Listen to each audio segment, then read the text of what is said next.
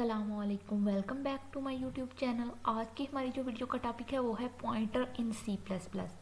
तो पॉइंटर देखने में एक बहुत ही डिफ़िकल्ट चीज़ लगती है कि पता नहीं पॉइंटर क्या है, लेकिन ये बहुत ही एक इजी चीज़ है अगर हम इसे समझें, तो इसलिए वीडियो को लास्ट तक देखें। तो देखते हैं पॉइंटर है क्या। अगर हम पॉइंटर की बात करें तो ये भी एक डाटा टाइप है। क्या है? डाटा टाइप, जो कि एड्रेस कंटेन करता है किसी दूसरी डाटा टाइप का। ये भी एक वेरिएबल है जो कि एड्रेस रखता है किसी दूसरे वेरिएबल का। तो इस अगर हम पॉइंटर की बात करें तो हमें दो ऑपरेटर को समझना पड़ेगा, एक एड्रेस ऑपरेटर को और एक स्टैटिक को। अब ये जो एड्रेस ऑपरेटर है इसे हम कहते हैं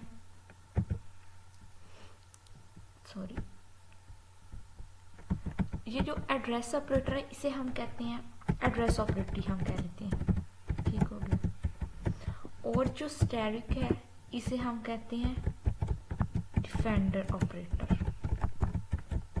सबसे पहले हम एड्रेस ऑपरेटर की बात करते हैं।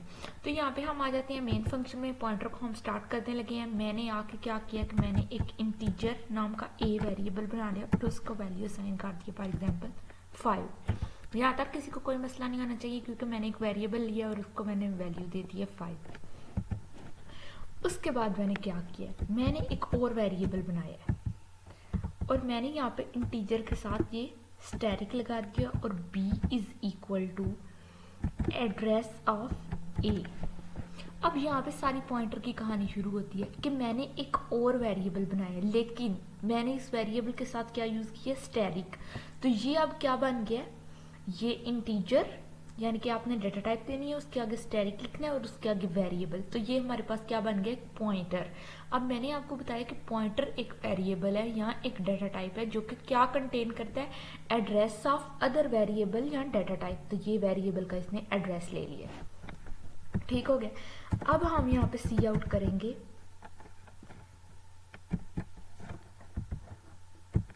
एड्रेस ऑफ ए। हमारे पास जब भी कोई हम वेरिएबल बनाते हैं तो रैम में जाके उससे एक जगह मिलती है जिसके अंदर उस वेरिएबल को रखा जाता है, वेरिएबल की वैल्यू को रखा जाता है। तो जहाँ पे वो वैल्यू पड़ी होती है उस जगह का एक एड्रेस होता है।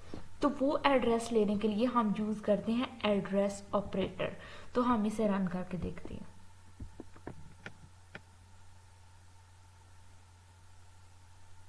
ये देखिए हमारे पास एड्रेस कुछ इस तरह से शो होता है। अब हमने क्या करना है, हम लिखेंगे सी आउट। अब ये एड्रेस किस में पड़ा हुआ है, मैंने बोला आपको कि जो हमारे पास पॉइंटर है वो एड्रेस कंटेन करता है किसका, दूसरे वेरिएबल का। तो यहाँ पे हमने जो पॉइंटर बी बनाया है तो हम इससे सी आउट करके देखते हैं कि क्या ये वाकई एड्रेस रखता है ए का या नहीं। तो हम इसे रन करते हैं। ये देखें दोनों वैल्यूज सेम आ रही हैं।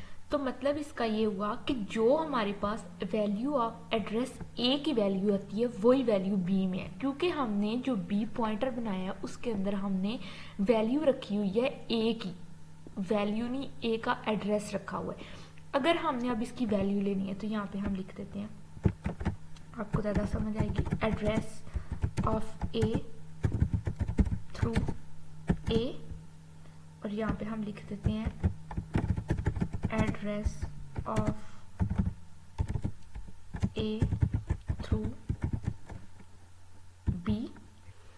और यहाँ पे आप अगर हमें वैल्यू देखें, जो पॉइंटर बी है उसने उसका एड्रेस लिया हुआ है, लेकिन अगर हमने उसकी वैल्यू लेनी है तो फिर हम क्या करेंगे, तो ये हम देखते हैं सी आउट। अगर हम यहाँ पे लेंगे वैल्यू ऑफ ए,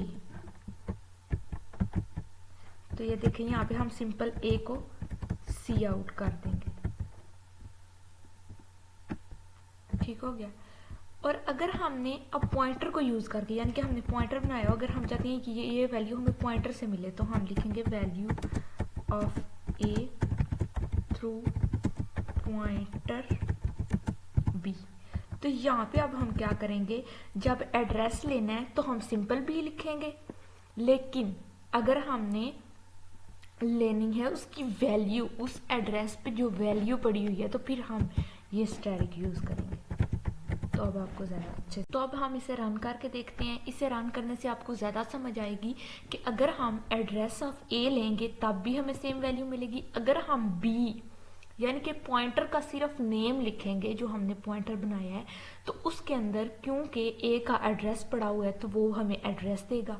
अगर हम ए लिखेंगे तो वो सीधी हमें वैल्यू देगी। और अगर ए की वैल्यू को थ्रू पॉइंटर एक्सेस करना है तो तब हम साथ स्टैटिक लगाएंगे। तो अब इसे रन करके हम देखते हैं। तो ये देखें, एड्रेस ऑफ ए सेम है, एड्रेस ऑफ थ्रू बी यानी कि जो पॉइंटर यूज किया है सेम है। आगे वैल्यू ऑफ ए 5 और value of A through pointer 5। तो उम्मीद है कि आपको पॉइंटर के पीछे जो लॉजिक है उसकी समझ आ गई होगी। अब हमारे पास एक और चीज़ होती है कि पॉइंटर टू पॉइंटर, उसके लिए हम क्या करते हैं। तो फॉर एग्जांपल हमारे पास पॉइंटर है बी, उसने एड्रेस किसका लिया हुआ है, वेरिएबल ए का। अगर हमारे पास एक और वेरिएबल, एक और डाटा टाइप या एक और पॉइंटर जिसे हम कहते हैं, अगर हमारे पास वो हो, फॉर एग्जांपल इंट स्टैटिक सी, तो ये किसका एड्रेस अब लेगा, एड्रेस ऑफ बी।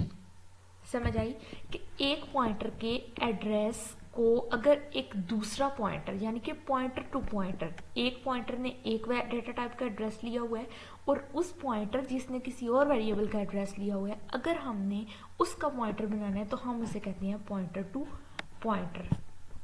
तो यहाँ पे हम अब सी आउट करके इसे भी देखते हैं कि हम करेंगे सी आउट एड बी करेंगे पहले हम, ताकि हमें बी की वैल्यू मिले। ठीक हो गया। यहाँ एड्रेस ऑफ बी कर लेते हैं सीधा ताकि ज़्यादा समझ आ जाए हमें। उसके बाद हम करते हैं सी आउट क्या सी।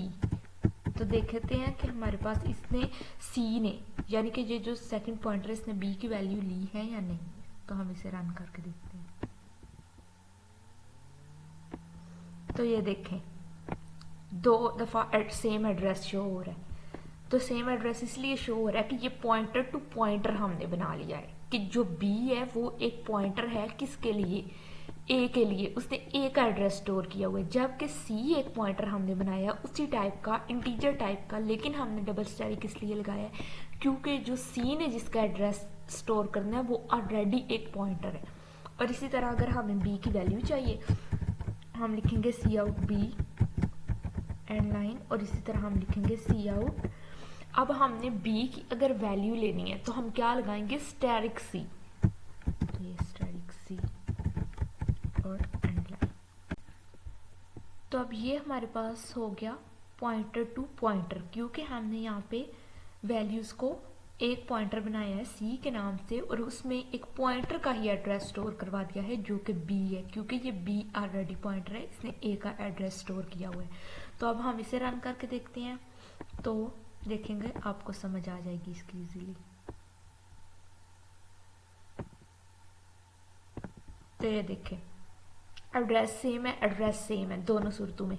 वैल्यू ए की अगर हम ए के सी आउट कराएं तब भी सेम है, अगर हम उसे पॉइंटर के थ्रू सी आउट कराएं स्टैटिक लगा के बी के साथ तब भी सेम है। इन दोनों का एड्रेस सेम है और इन दोनों की वैल्यूज भी सेम है।